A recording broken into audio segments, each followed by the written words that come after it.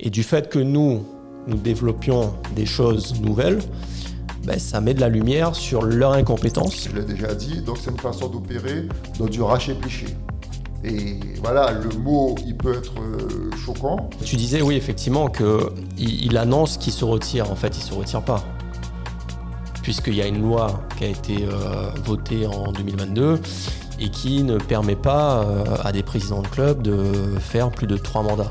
Les autres présidents font à pleurnicher en expliquant « Ouais, il n'est pas bon, il s'est capé des mots de choupe et machin ». Non, moi, à chaque fois, avec ma casquette de président du Rémy Armand Jolibac, je suis allé au bout des choses, j'ai saisi la justice et j'ai eu...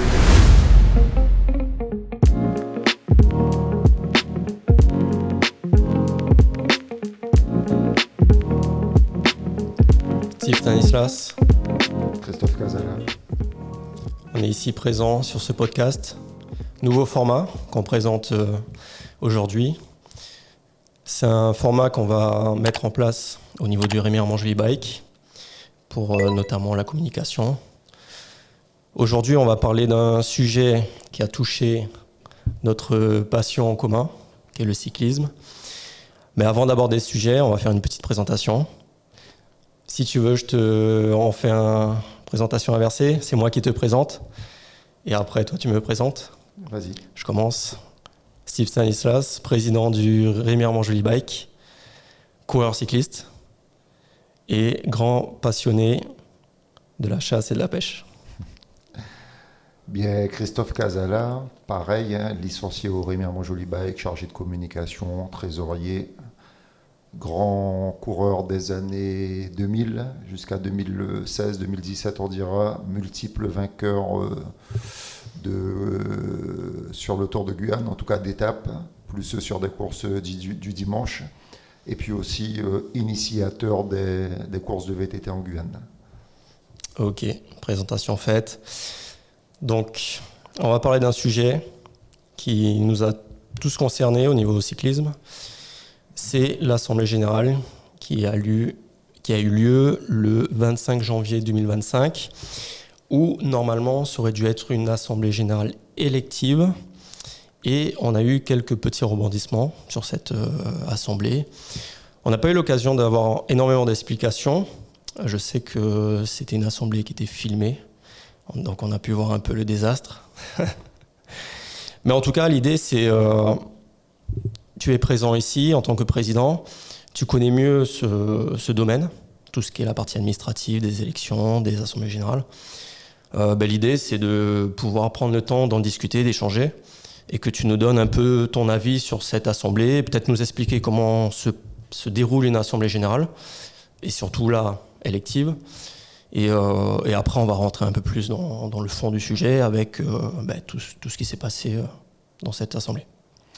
Eh bien, rentrons dans le vif du sujet, Christophe, comme tu le sais, effectivement, ce fut un fiasco, cette Assemblée générale, dans la mesure où, comme ce fut le cas en 2021 et comme ce fut le cas en 2017, bien sûr, elle n'a pas pu se dérouler comme il se devait, puisque pour une énième fois, le quorum n'était pas atteint. Alors, il faut savoir que pour que le quorum soit atteint lors d'une assemblée générale telle qu'elle, en tout cas lors d'une assemblée générale organisée par très souvent l'équipe sortante du CRCG, il faudrait qu'il y ait au minimum 19 candidats et au maximum 36 candidats. En fait, pourquoi 19 candidats ? De ces 19 candidats, sort en général l'équipe qui va constituer le comité directeur. Donc c'est 19 minimum selon le règlement intérieur du comité et c'est 36 maximum, toujours selon le règlement intérieur du comité. Alors il faut savoir que lors de l'exercice de janvier 2025, 12 candidats étaient inscrits et 3 ont été rendus inéligibles par, on va dire, l'équipe sortante, Alors, toujours avec des motifs les plus surprenants les uns que les autres, puisque les motifs mis en avant par l'équipe sortante pour rendre ces 3 candidats inéligibles, dont moi-même je faisais partie, était le fait que sur l'année 2024, le nombre de jours de licence n'était pas suffisant. Alors je m'explique. C'est précisé ça dans les statuts, dans le règlement intérieur? Dans le règlement intérieur, il est clairement dans l'article 11, 13 et 14 du règlement intérieur. Donc il me semble qu'il est précisé que pour prétendre à aller en tant que candidat sur une élection telle qu'elle, il faudra avoir au moins 1 an de licence. Et alors que, quelque part, on a fait appel à moi, donc j'ai voulu aller donner un petit coup de main. Donc j'ai un peu remis la main à l'étrier. Et je me suis dit, eh bien, pourquoi pas postuler pour en tout cas cette élection. Mais j'avais quand même dans un petit coin de la tête l'idée de me dire que, bon, moi je n'avais pas l'ambition de devenir président du comité, mais en tout cas faire partie de ce bureau directeur pour éventuellement porter ma pierre à l'édifice. Alors ce fameux jour J, j'ai eu la stupéfaction de me rendre compte que alors, la règle qui était applicable en 2021, c'est-à-dire avoir une licence au moins de 6 mois, n'était pas la même que sur l'exercice de janvier 2025, puisqu'on était passé de 6 mois à 1 an. Mais lorsqu'il y a ce type d'élection, il n'y a pas un communiqué du comité qui mentionne justement tous ces éléments pour pas qu'il y ait de loupé sur... qu'il y ait un manque de quorum en fait. L'idée c'est ça, c'est que quand tu mets en place une élection élective, c'est qu'à la fin qu'il y ait une élection. Mais là c'est pas le cas, et donc ça veut dire qu'il y avait un déficit au niveau des candidatures. Parce que tu nous as parlé des candidatures qui ont été annulées, puisqu'elles n'étaient pas légitimes. Mais c'est pas normal que lorsqu'un club se présente lors d'une assemblée, soit surpris du mode de fonctionnement. Alors il faut savoir qu'autour de cette assemblée de 2025, il a aussi régné un flou, on va dire un flou assez artistique, dont l'équipe sortante seule finalement a les tenants et les aboutissants, puisque moi, par l'intermédiaire du club dans lequel je suis licencié, sachant que j'allais être candidat pour aller à une élection, je me suis rapproché de mon association pour leur demander, mais avez-vous le règlement intérieur ou même les statuts pour savoir, en tout cas moi, par anticipation, pour un peu savoir là où je mettais les pieds et pour connaître le déroulé de cette élection. Alors il faut savoir qu'il y a eu une demande verbale de l'ancienne présidente du Vélo Club guyanais. Ne voyant pas sa demande aboutir, elle a fait une demande écrite 1 semaine avant l'Assemblée générale. Et bien voilà que 2-3 heures avant la tenue de cette Assemblée générale, elle a reçu une réponse de ce même comité directeur et de cette même équipe sortante en lui disant, écoutez, on vous avait remis les documents en 2013, alors qu'on est en 2025, et en gros, on vous avait remis les documents, mettez-vous sur le côté, et puis voilà, quoi. Sinon, c'est pas la peine. Voilà, ça a été un peu ça la réponse. On mettra en incrustation la réponse que nous a faite le comité, ce qui est pas normal. Imaginons qu'une nouvelle association veuille s'affilier à ce comité. Le comité est censé communiquer son règlement intérieur pour que la nouvelle association se plie aux règles. Alors il y a eu quand même, lors de cette élection, il y a quand même 2 éléments qu'il faut retenir. C'est le fait que des candidats ont été rendus inéligibles. Donc sur les 12, finalement, 3 ont été rendus inéligibles, ce qui faisait qu'il n'y avait pas 50% de 19 personnes. Donc on voit un peu la supercherie directement. Et puis la deuxième supercherie, ce que moi je trouvais quand même très très fort, c'est que sur les 10 présidents présents, 2 n'avaient pas le droit au vote. Alors le motif était le suivant. Pour l'un des 2, il venait de se faire élire, c'est-à-dire en 2025. Et selon en tout cas l'organisateur, celui qui un peu présidait cette Assemblée générale, pour lui, cette personne n'était pas crédible pour voter le jour de cette Assemblée générale, alors que même le président nouvellement élu en 2025 a été élu suite à une continuité qu'il y avait au niveau de son club, puisque son club était de toutes les façons affilié en 2024. Ouais, ils se sont tenus, de la date du nouveau président. Ils n'ont pas tenu compte de l'ancienneté. Ils n'ont pas tenu compte de l'ancienneté du club déjà existant, Ouais. pourtant depuis des décennies. Ils ont juste tenu compte du fait que c'était un président nouvellement élu et qu'il n'avait pas droit au vote. Alors que on parle bien d'une assemblée générale élective sur les 4 dernières années écoulées. Et sur les 4 dernières années écoulées, on retrouve ce club qui, de toutes les façons, était affilié autour du CRCG. Oui, et a le droit de vote. Et a bien sûr le droit de vote. Mais il n'y a pas possibilité de mandater quelqu'un au sein de l'association. Enfin, je pense qu'il y avait une solution. Oui, de toutes les façons, il y a toujours une solution. Moi, je pense que j'aurais été président de cette Assemblée générale. Alors, bon, même si on peut relever le fait que ce soit un président nouvellement élu, mais je crois que la moindre des choses aurait peut-être été de demander aussi à ce président, est-ce qu'il a, je ne sais pas moi, un représentant, un mandataire, un courrier, un mandataire, voilà, je crois que ça fait partie de la démocratie. Mais tu parlais de retour que tu as eu la veille de cette assemblée. Je sais qu'il y a, quand on regarde le règlement intérieur, il y a un certain délai pour envoyer la candidature. Est-ce que ce délai n'est pas aussi prévu pour permettre au comité d'étudier la demande de faire un retour à la personne, enfin au club concerné, pour dire attention, là, il y a quelque chose qui bloque. Alors là aussi, il y a des couacs. De toutes les façons, on affichera les documents. Là aussi, il y a des couacs. Donc sur cette question, pour être candidat à cette élection, il y a des règles qui sont bien définies par l'équipe sortante et il y a un délai à respecter. Je crois que tous les candidats, en tout cas, avaient envoyé leur demande dans les délais. Mais ce qui est surprenant, c'est que le jour de l'Assemblée générale, aucun des candidats ne savait, si leur demande, si leur doléance à prétendre à cette élection était valable, était conforme ou pas. Je crois que ça, c'est la moindre des choses aussi, peut-être à un moment donné, de communiquer.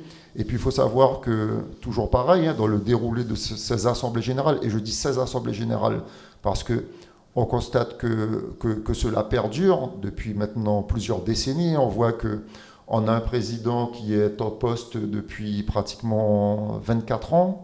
Il a cumulé le mandat, mais quand on voit même la tenue de ces assemblées générales, le jour de l'élection, en tout cas ceux qui constituent, on va dire, cette assemblée, n'ont même pas le droit de poser des questions. Alors moi, je suis d'accord sur le fait qu'il ne faille pas poser de questions, mais encore faudrait-il que les rapports des différentes commissions arrivent et qu'elles soient diffusées et communiquées. Ce qui n'était pas le cas, ce qui n'était même pas le cas 24 heures avant la tenue de l'Assemblée générale.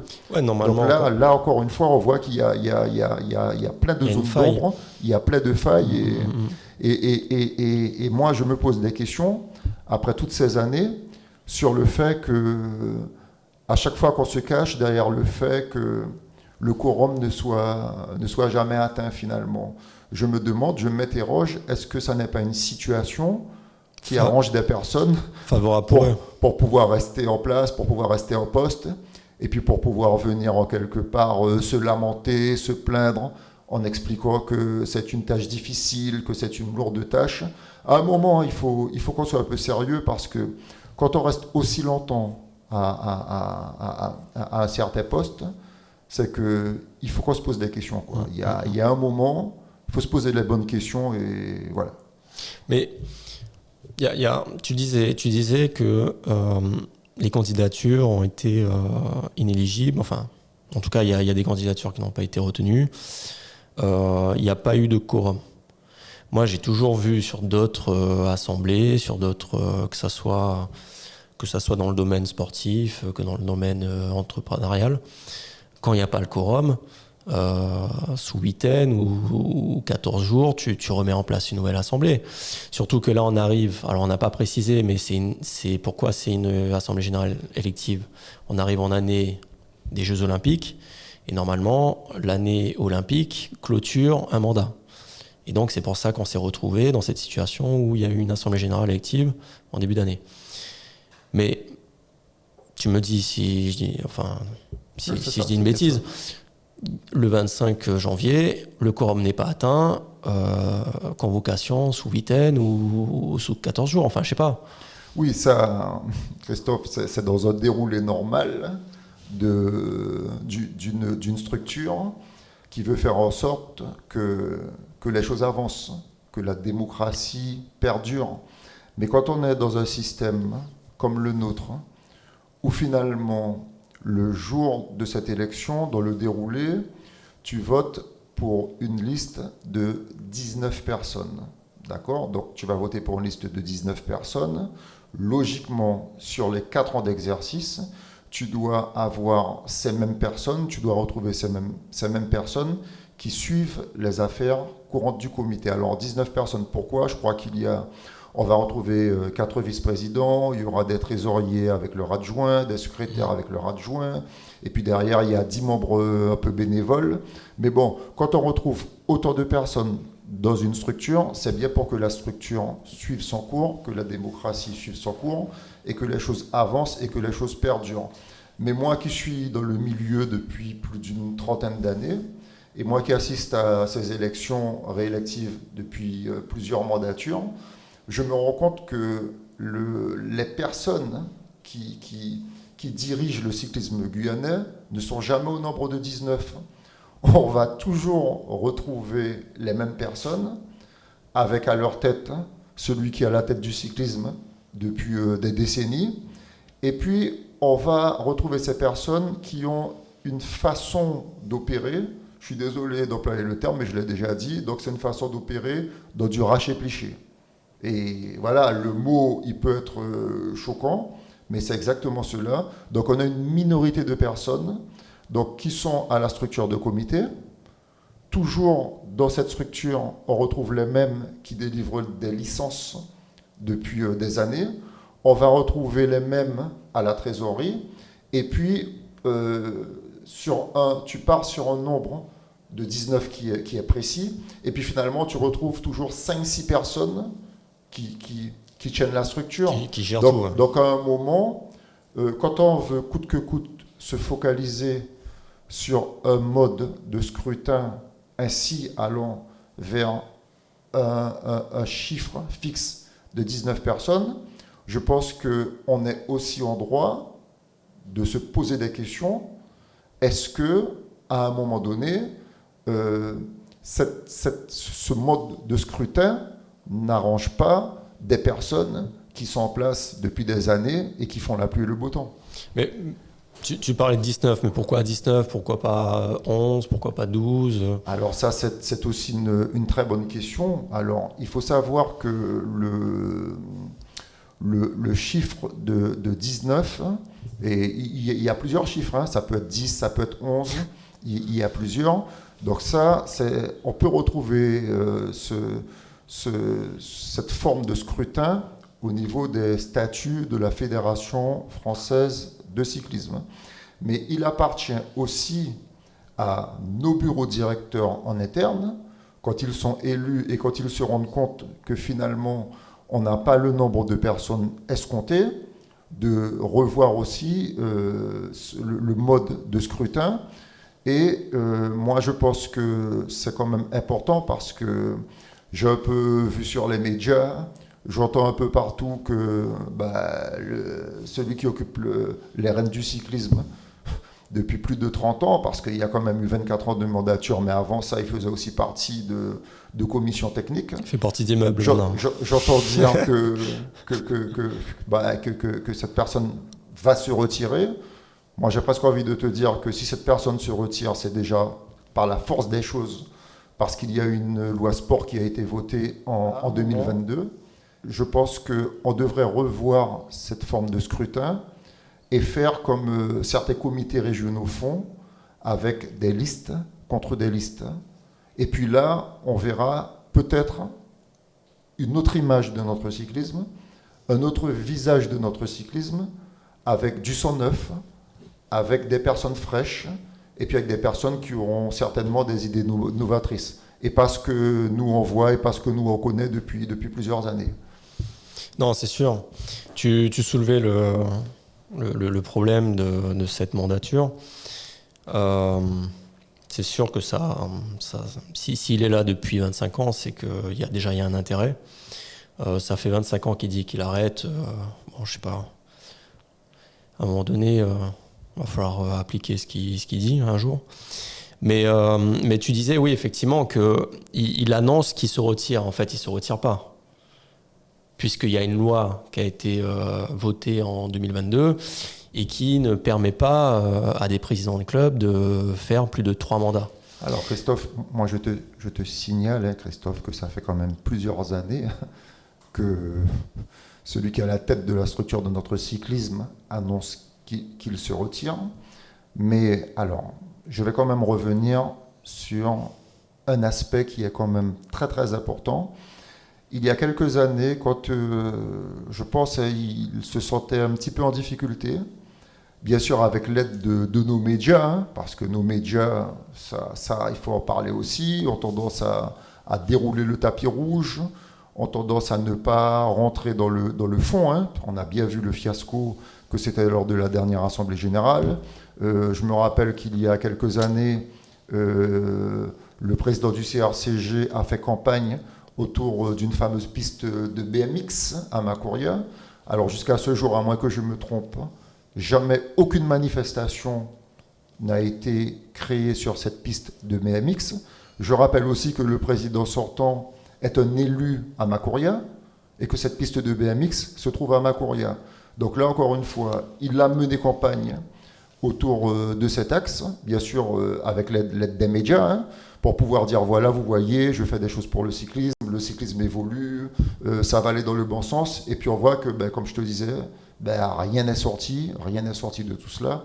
Et je pense qu'à un moment, il faut aussi se poser les bonnes questions et se dire, mais finalement, alors même si le Tour de Guyane, ça, je l'ai souvent dit sur les médias, rendons à César ce qui appartient à César, ils en ont fait une très très belle épreuve. Donc là, je tire un grand coup de chapeau au président du CRCG avec son équipe. Mais derrière, au niveau de la politique même sportive, pour moi, ce sont des personnes qui n'ont jamais su voir plus loin que le bout de leur nez. Et j'en veux pour preuve, piste de BMX montée avec des fonds européens, avec des fonds de la municipalité de Macouria. Jusqu'à maintenant, rien n'est sorti.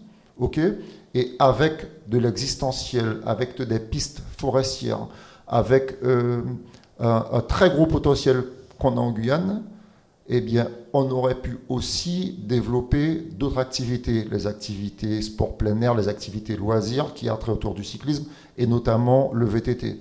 Tu te rappelles, Christophe, ça n'est ni le président du CRCG, ni personne d'autre qui avons amené à Saint-Élie un raid, et un raid de VTT. On sait qui a fait ça et on sait par où on est passé pour organiser ce genre de manifestations qui sont de toutes les façons des valeurs ajoutées pour notre cyclisme. Et on se souvient très bien que quand nous organisions ce raid, eh bien malheureusement, quand la propagande était de dire, et c'est pour ça que je dis que c'est une politique de racher-plicher sur l'équipe qui est en place, quand des personnes comme toi et moi venant avec des idées novatrices, eh bien, on fait tout pour rappeler à tout le monde que Stanislas est un voyou, que Casala est un voyou. Ouais, ça les dérange. Ça dérange parce que, en quelque part, on fait ce que d'autres ne font pas. Et quand on organisait nos raids vers l'or, souviens-toi, on avait des Australiens, on avait des nubules qui brillent jusqu'à maintenant sur le cyclisme antio-guyanais, on avait des coureurs de Guadeloupe, on avait des coureurs de partout. T'as le Venezuela aussi qui nous avait contacté. Donc on voit bien que avec ce qu'on a en Guyane, on est capable de faire beaucoup mieux et de rehausser le niveau. Alors, comme je dis, le Tour de Guyane, c'est une belle vitrine, mais on ne peut pas se focaliser qu'au Tour de Guyane quand on est président d'une pareille structure. Donc, à un moment, et je le dis, je le répète, il y aura des élections très bientôt. J'espère que les futurs candidats prendront conscience qu'il faut aussi arrêter avec cette politique de la main tendue, à penser que le fait d'être président d'une structure ou d'une ligue, c'est quelque chose d'insurmontable. Non, rien n'est insurmontable. Il n'y a rien d'insurmontable dans la vie. Ouais, non, c'est sûr. C'est sûr que quand tu soulèves le bilan de ces 25 années, il est catastrophique parce que le nombre de licenciés a chuté. On peut dire qu'au niveau calendrier, ils ont su maintenir un calendrier en place, même si qui dure que 6 mois, alors que la saison, elle dure 1 an. Tu as soulevé aussi la piste de BMX. Hein. Ce qu'il faut savoir, c'est que cette piste, elle a coûté 400 000 €. Donc ce sont nos impôts qui ont financé cet investissement. Et au final, il n'a pas été finalisé. Il y a eu 2 visites présidentielles. Donc, le président de la FFC qui est venu 2 fois. La première fois, je crois, pour poser la première pierre et une deuxième fois pour venir constater l'avancement des travaux. Donc, cette piste n'a toujours pas été finalisée. Et en plus de ça, il faut réinjecter 120 000, voire 150 000 € pour la finaliser. Donc, au final...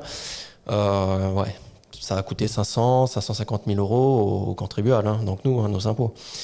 Après, tu disais que effectivement, quand nous on met en place des choses qui sont nouvelles sur le territoire, ça les dérange effectivement parce qu'en fait, ça met en lumière leur incompétence. On voit qu'ils n'ont aucune connaissance de la discipline ou des disciplines, parce qu'il n'y a pas que la route. Il y a aussi le VTT, et au sein du VTT, il y a diverses pratiques. Et on voit effectivement qu'ils n'ont aucune connaissance. Et du fait que nous développions des choses nouvelles, ça met de la lumière sur leur incompétence. Et forcément, ils n'aiment pas trop ça. Et on peut prendre l'exemple, hein, je ne sais pas si tu t'en souviens, lorsque, je crois que c'était en 2016 pour les Jeux de Rio, me semble, si je ne dis pas de bêtises, il y avait eu la base avancée qui avait changé de nom. C'était Terre de Jeux, un truc comme ça. Et la CTG, du fait qu'elle a la compétence des sports nature et d'autres sports, hein, avait contacté chaque comité qui était affilié à la Fédération française, et notamment le comité, le CRCG, Comité régional cycliste de la Guyane, sur des questions de développement du VTT. Et au final, la réponse de notre fameux président, ça a été de dire, voyez avec le Rémi Angeli Bike. C'est grave. Puisque c'est eux qui font du VTT, alors qu'on n'est plus affilié chez eux. On n'est plus affilié à la FFC depuis 2018. Donc, je sais pas, c'est la plus haute autorité du sport cycliste sur le territoire, et tu fais appel à un petit club, parce qu'ils nous considèrent comme un petit club, et ils nous considèrent aussi comme des petites personnes, hein, vu comment ils nous qualifient. C'est bien quand même que tu abordes, comme tu as parlé du RMB. Nous, alors il faut savoir, hein, dans l'histoire du RMB, le RMB est créé en 2003, donc de 2003 à 2017, le RMB participe au calendrier autour du CRCG. Le RMB est sur les courses du dimanche et le RMB est acteur sur les Tours de Guyane. Alors, il faut savoir que le RMB a décidé de se retirer en 2017, justement, à cause de toutes ces questions, à cause du fait que, quand nous allions participer dans les différentes instances, moi, j'ai souvent eu à m'insurger d'une situation où j'estimais qu'on ne pouvait pas être président de comité, président de club, président d'une commission technique, président par-ci, président par-là, et que de toutes les façons, le fait de cumuler autant de mandats à droite à gauche, c'est jamais très bon pour la discipline.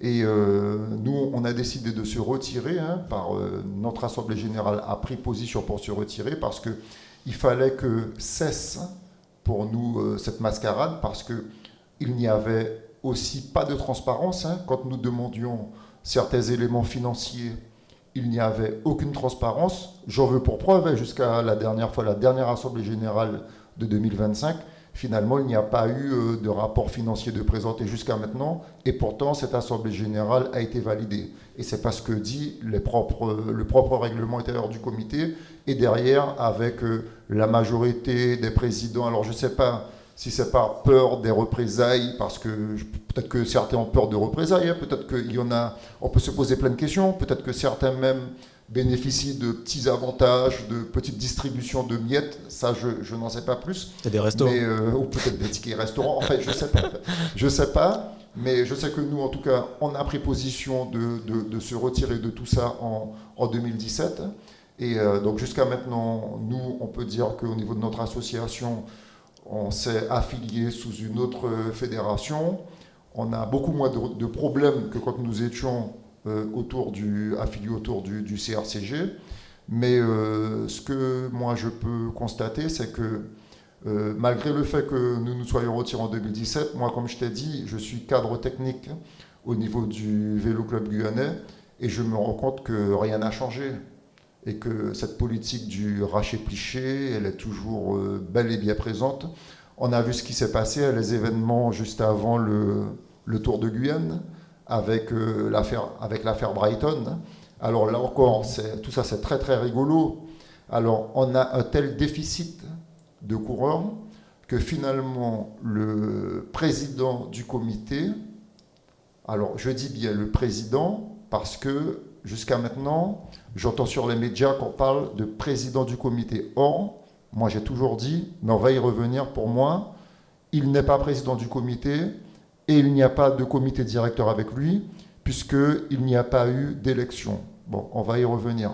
Mais juste avant le Tour de Guyane, quand on voit que finalement on permet aux clubs locaux de se renforcer avec des coureurs venus de la Martinique, ça aurait pu être aussi des coureurs venus de la Guadeloupe, on accorde des dérogations à certains, et puis finalement, on empêche à Brighton, donc Brighton, c'est un coureur du Guyana qui a quand même terminé deuxième du Tour de Guyane l'année dernière avec sa sélection. Finalement, on apprend à ce coureur, on empêche à ce coureur de prendre part au Tour de Guyane avec Sinamari, qui l'a fait venir, qui a peu investi pour le faire arriver et tout. Comble de l'histoire, Brighton John a participé en septembre dernier au mondiaux de cyclisme à Kigali, au Rwanda, et lors de l'épreuve du contre-la-montre individuel, il termine à la 39e place, derrière notamment Remco Evenepoel et Tadej Pogačar. Et puis finalement, on est toujours, pour moi, dans cette politique du raché-pliché, parce qu'on a eu le même cas de figure il y a des années avec un coureur qui rentre dans le même cadre que Brighton du Guyana. Donc là, je parle de Ricketts Moses, un coureur qui, lui, est licencié au Suriname.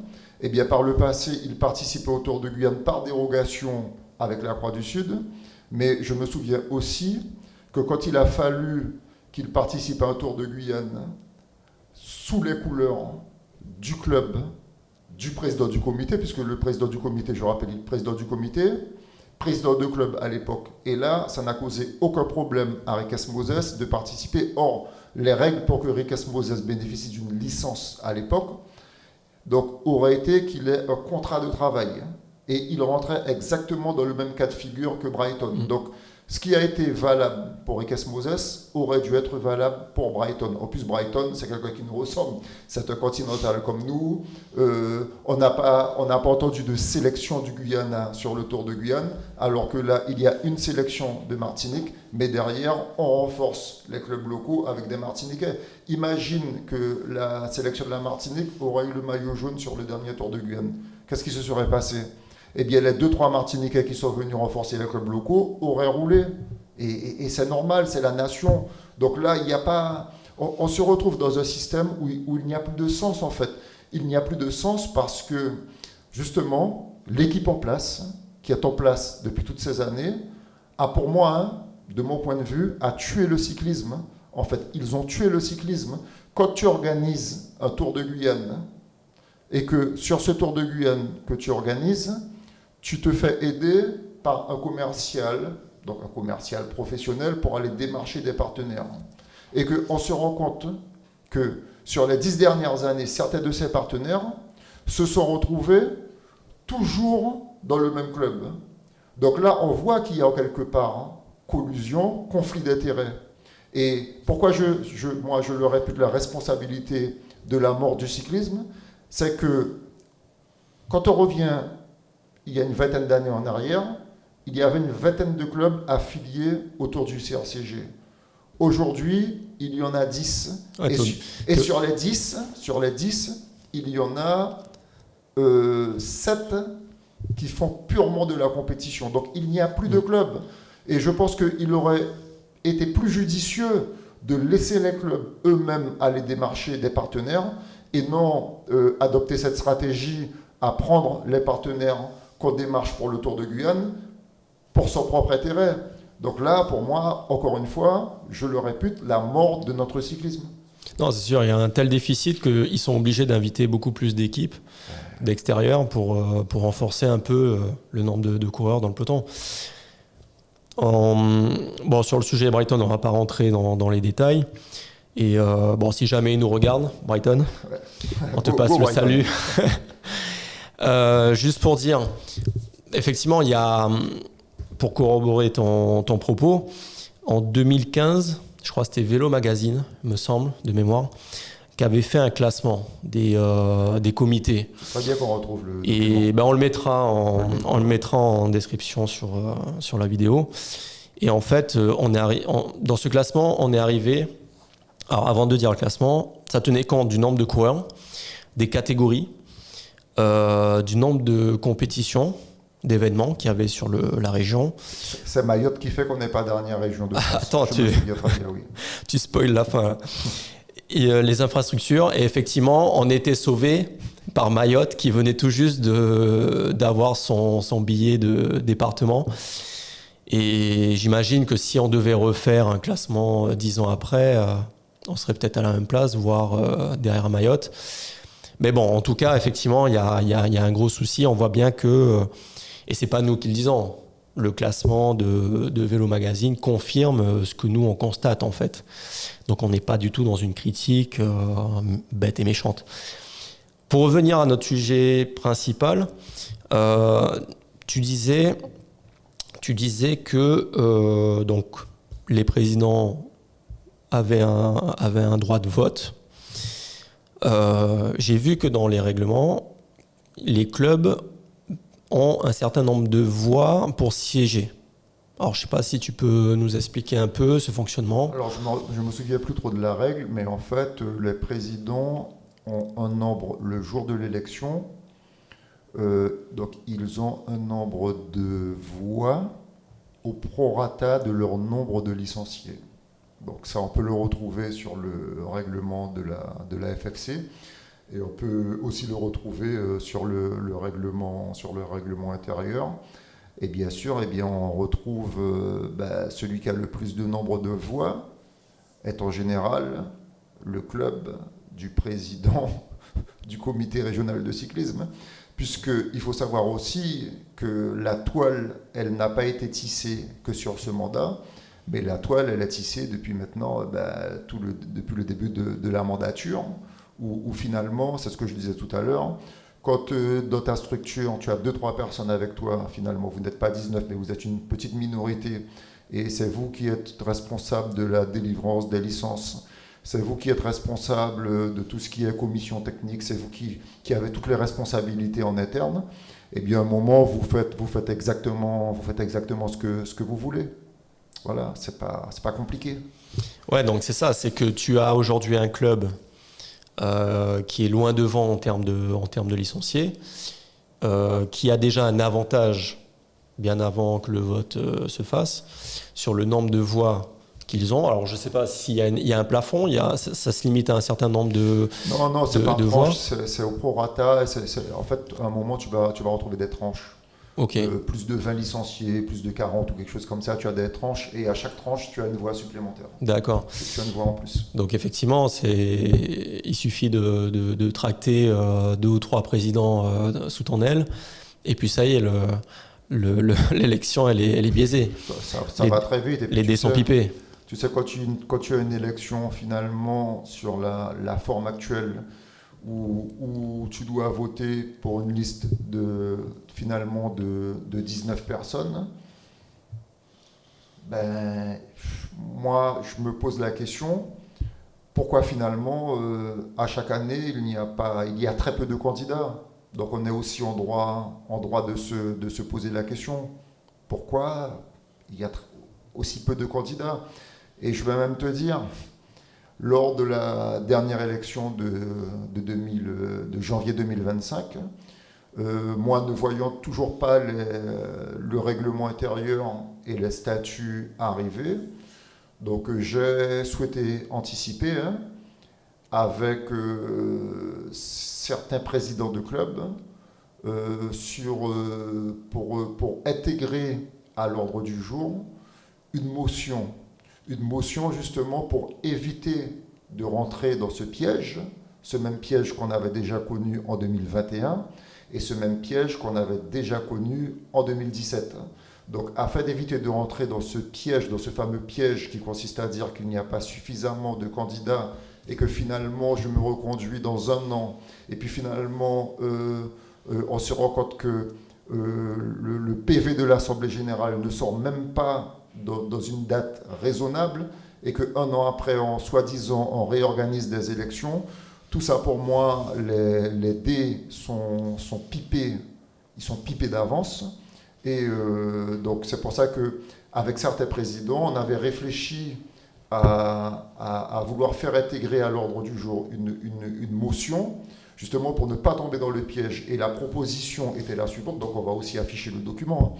La proposition était la suivante. Elle était de dire que de toutes les façons, notre cyclisme, il se meurt, qu'on ne peut pas continuer à se cacher sur le fait qu'il n'y ait jamais suffisamment de candidats parce que le quorum n'est pas atteint et que les mêmes personnes qui sont en place depuis plus de 2 décennies, un quart de siècle, continuent à le rester. C'était de dire que bien les présidents qui constituaient l'Assemblée générale le jour J, c'est-à-dire le 25 janvier, faisait la proposition de mettre en place une direction transitoire collégiale et que cette direction aurait eu pour objectif d'organiser des élections dans les 3 mois après la date du 25 janvier. Et ça, moi, je pense que c'est un exercice, ça aurait été bien que cette motion soit adoptée et qu'elle passe. Alors, bien sûr, le jour de l'élection, elle n'est pas passée. Il faut savoir aussi que le jour même de cette Assemblée générale, à la dernière minute, l'ordre du jour aussi avait été modifié. Donc de la même façon que l'ordre du jour avait été modifié, je pense que la motion, elle aurait pu aussi être intégrée à l'ordre du jour. Donc on se rend bien compte qu'on n'est pas du tout dans le système dans les règles. Dans les règles et dans un système finalement de démocratie. Et que voilà, tout ça c'est dommage. Parce que, comme je te dis, la discipline, elle continue de patauger. Patauger. Elle est morte même. De patauger. Et l'important aussi sur cette motion aurait été que la direction qui aurait pris les choses de façon transitoire sur la période de 3 mois exige aussi un audit administratif et financier. Et c'est là, pour moi, toute la clé. Parce que quand tu multiplies tes assemblées générales et que très souvent tu ne présentes pas de rapport, là, on parle d'argent, on parle de choses sérieuses. Et là aussi, je fais appel finalement à nos collectivités, à tous nos politiques finalement qui sont contents, qui éjectent des fonds dans ça, qui éjectent des fonds parce qu'ils sont contents, ils se font voir sur le Tour de Guyane, tout le monde est heureux, c'est un beau spectacle, c'est une très belle manifestation. Mais eux aussi, ils sont responsables parce qu'ils ont leur droit de regard dans ce qui se passe aussi avec nos sous, avec notre argent. Et donc, moi, c'est pour ça qu'on avait proposé que direction transitoire, réorganiser une élection, mais derrière, demander une expertise financière. Et là, peut-être qu'on comprendra pourquoi jamais personne ne veut se présenter. Non, c'est sûr. Après, tu soulèves quelque chose qui, pour moi, est essentiel. C'est que quand tu organises une assemblée générale, le but, c'est de tirer le bilan, en fait. Bien, de tirer le bilan de tes 4 ans de mandature. avant de commencer même à prospecter l'avenir. Et c'est une obligation aussi. C'est une obligation de présenter les rapports. Et c'est étonnant que tu nous dises que lors de cette assemblée, et a priori lors d'autres assemblées, rien n'a été présenté. Et c'est pas normal que les clubs n'aient pas réagi par rapport à ça. Écoute, tout ça c'est très étonnant. Je peux même dire que moi je trouve des fois que cela est surprenant. Alors je me dis que malheureusement, au travers du cyclisme guyanais, je sais que la société guyanaise fonctionne comme ça. Hein. Très souvent, ils disent c'est pas grave, à nous-mêmes qu'à nous-mêmes. On laisse faire, c'est pas grave. Les pieds ici, alors que je rappelle que lors de cette dernière assemblée du 25 janvier 2025, il était convenu que finalement que cette équipe sortante soit reconduite pendant 1 an, alors qu'à l'intérieur même de tout ça, il y en avait qui étaient démissionnaires. Donc jusqu'à maintenant, on ne sait pas qui, au bout de cette assemblée générale, constituait réellement le comité directeur.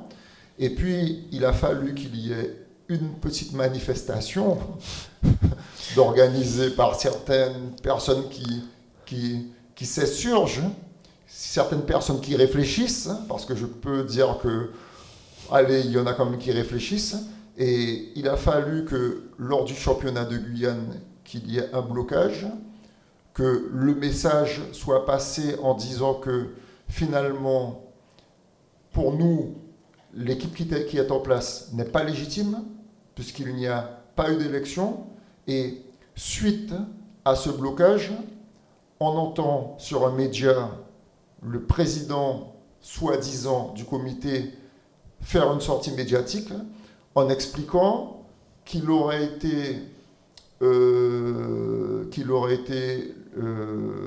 comment on va dire ça, qu'il serait administrateur de ce comité et finalement sous la directive de la Fédération française de cyclisme. Alors, on a aussi entendu que vous n'êtes pas président, vous n'avez pas été élu. Je suis peut-être pas président, je suis président prorogé, je suis même pire que président, je suis administrateur délégué de la Fédération française. Alors c'est encore plus grave. C'est encore plus grave. Voilà, merci président. Alors moi, chose qui m'étonne quand même, c'est que quand j'ai entendu la première chose que j'ai faite, au niveau de mon propre club auquel je suis affilié, je leur ai demandé, mais avez-vous reçu ou vu un courrier passer de la Fédération française de cyclisme qui dit que finalement le président du comité n'est pas président alors que l'Assemblée générale a pris position pour qu'il soit reconduit et que finalement que ce président du comité soit un administrateur diligenté par la Fédération française de cyclisme. Et j'ai posé la question à 3 présidents de club. Aucun des présidents n'ont vu un quelconque courrier arriver émanant de la Fédération française de cyclisme. Donc là, encore une fois, pour moi, il y a anguille sous roche. Alors, je ne dis pas qu'il n'y a pas de courrier, je ne dis pas que ça n'existe pas, qu'il n'y a pas de directive, mais j'estime qu'il y a un manque de transparence. Et ça prouve, moi, ce que j'ai souvent vécu, en tout cas mon ressenti durant toutes ces années. On est dans un système où tu assistes à des réunions, on a une personne qui fait un monologue, ça, il faut lui donner ça, qui aime s'entendre parler, qui aime s'écouter parler, qui fait un monologue avec la plupart de ceux qui assistent avec la tête baissée, sans que jamais personne ne rentre finalement au fond des choses. Et puis finalement, eh ben, écoute, jusqu'à maintenant, personne n'a vu ce courrier passer venant de la FFC. Donc là aussi, je trouve que c'est un peu bizarre. Et quand finalement les médias tendent le micro et que, en quelque part, moi je sais pas, moi c'est facile de raconter des choses, hein, mais des fois il faut aussi être en mesure de vérifier les dires. Et c'est pour ça que je dis, quand on est à ce poste aussi longtemps, à un moment, il faut rentrer dans les choses, sinon il y a anguille sous roche. Il faut, ça suffit là, stop.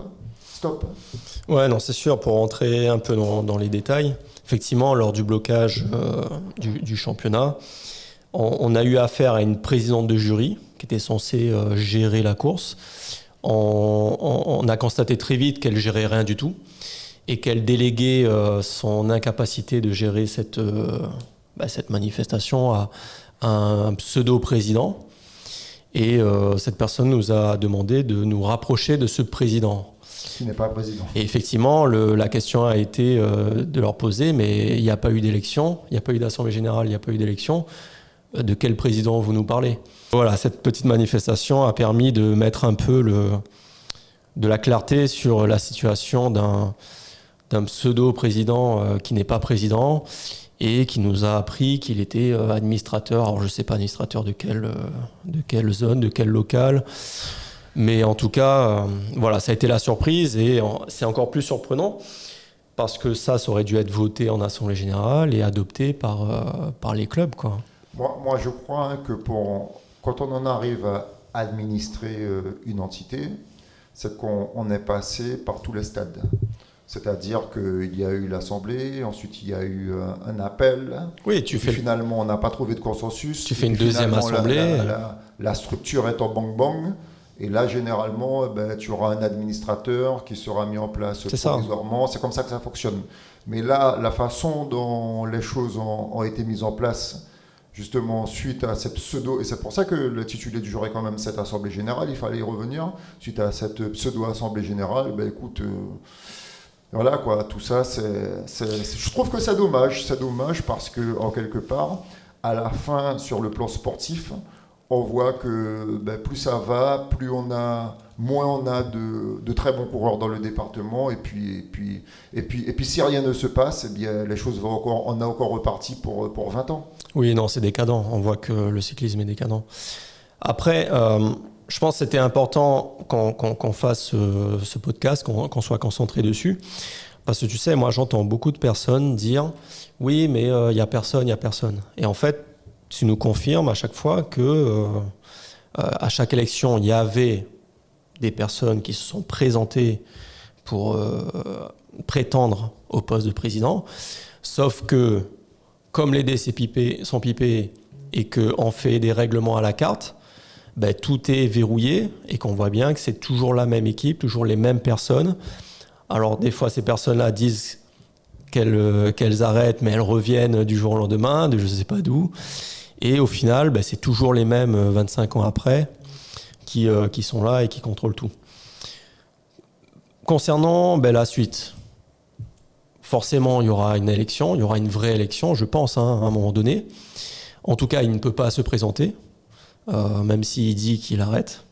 Donc, ce n'est pas lui qui arrête, c'est la réglementation qui l'oblige à arrêter. Peut-être qu'on va le revoir dans 3 ans, parce qu'il peut arrêter là et refaire son comeback. Je pense que je vais m'activer pour pouvoir soutenir une équipe sérieuse et solide pour continuer la suite du travail. Peut-être que je serai membre de ce comité ou pas. S'ils font appel à moi, si c'est un candidat qui est de la majorité sortante. Et toi, quelle est ta vision de cette future assemblée? Qu'est-ce que tu vois venir, quoi?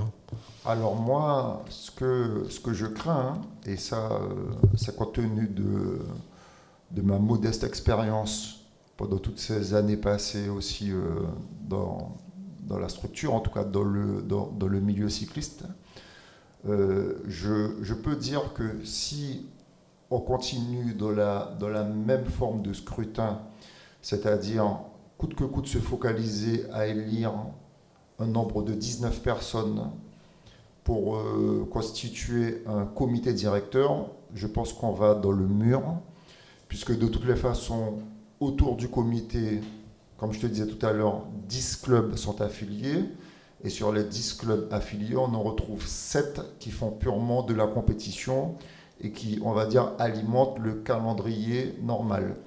Et qu'il faudrait, pour moi, que la forme du scrutin soit de toutes les façons revue, que la forme du scrutin ressemble à notre environnement, par rapport au fait que finalement il n'y ait pas autant d'associations que cela autour du CRCG, et que finalement mieux vaut avoir, comme c'était le cas actuellement, 5-6 personnes, parce que pour moi, ce qui a fait fonctionner ce comité pendant des années, c'est 5-6 personnes de toutes les façons. Donc mieux vaut avoir 5-6 personnes officielles, peut-être une dizaine, pour faire fonctionner la structure, mais surtout changer la forme de scrutin et faire comme ça se fait dans d'autres comités régionaux, avec des listes contre des listes. Et ça, c'est très très important, parce que ça permettra de faire de vrais choix, et ça permettra aussi peut-être de sortir des personnes qui sont présentes depuis une trentaine d'années et qui estiment malheureusement que le cyclisme leur appartient. Et je pense que c'est ce qui s'est aussi passé dans la tête de notre éminent président, ex-président du CRCG et ministre du vélo en Guyane. Je pense que au travers du Tour de Guyane, qui est une manifestation qui est devenue tellement importante au niveau du calendrier même guyanais, au niveau des manifestations, eh bien ce sont des personnes qui se sentent importantes pendant une semaine où les caméras sont braquées sur elles et uniquement elles. Donc ce sont des personnes qui pensent avoir du pouvoir et qui pensent faire ce qu'elles veulent quand elles veulent.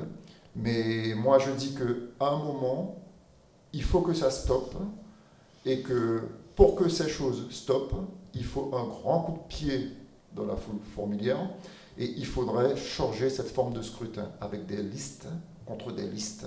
Et à ce moment, des personnes neuves, du sang neuf, avec des idées neuves, feront en sorte que la discipline réémerge à nouveau et sorte de la léthargie dans laquelle elle est plongée depuis maintenant une quinzaine d'années.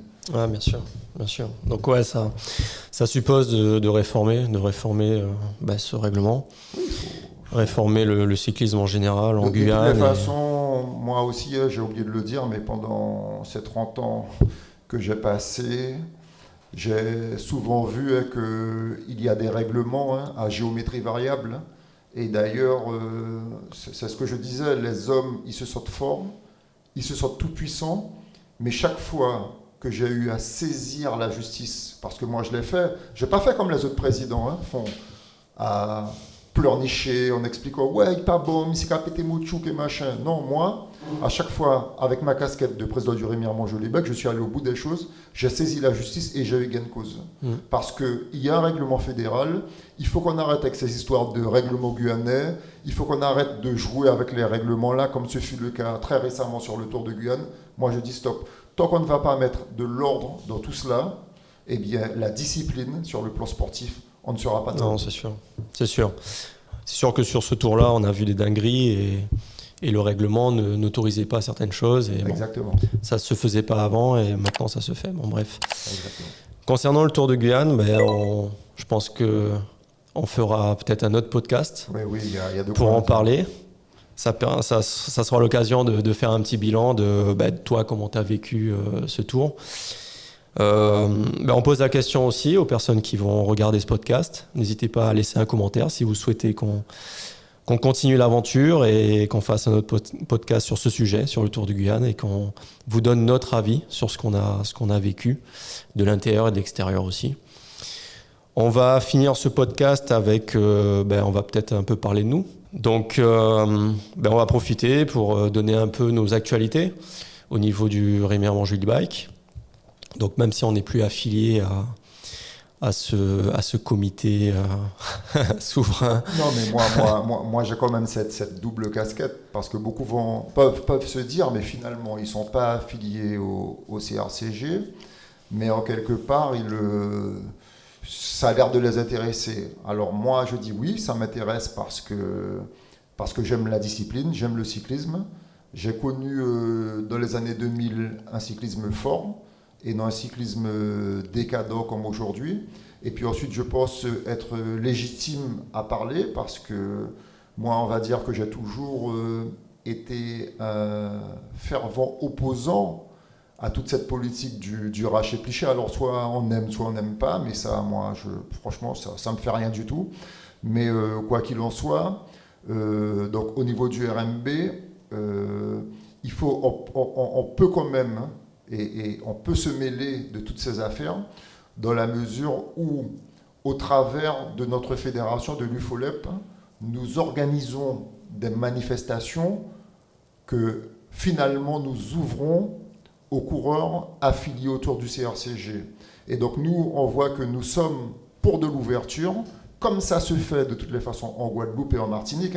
Il y a des courses en Martinique qui sont organisées par le comité régional de Martinique et qui sont ouvertes aussi aux catégories UFOLEP. Tandis qu'ici, on est dans une telle dictature, dans un tel autoritarisme que tout est verrouillé, tout est fermé et bien souvent avec une propagande qui consiste à dire pas aller en RMB Café, ben t'as pas légitime. Tu vois, donc on est dans cette politique du raché-pliché, de non-ouverture, et tout ça, pour moi, orchestré par une minorité d'hommes qui estiment qu'elles seules sont légitimes au niveau du cyclisme en Guyane. Alors, bien sûr, au niveau de notre actualité, donc on a nos courses UFOLEP qu'on va remettre en place, on va remettre notre championnat de critérium, on va relancer, on va continuer dans notre dynamique au niveau des courses de VTT.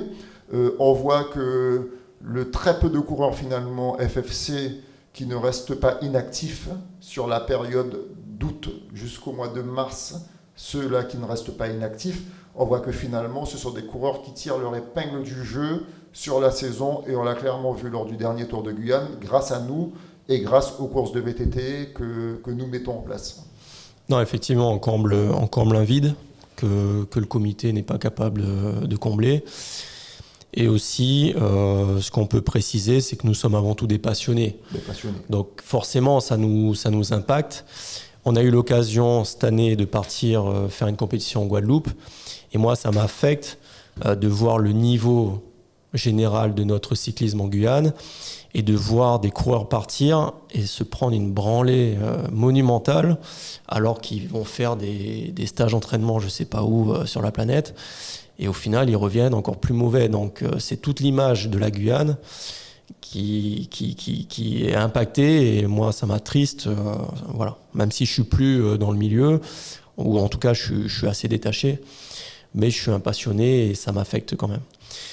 On va conclure aussi sur l'activité que l'on met en place au niveau du RMB.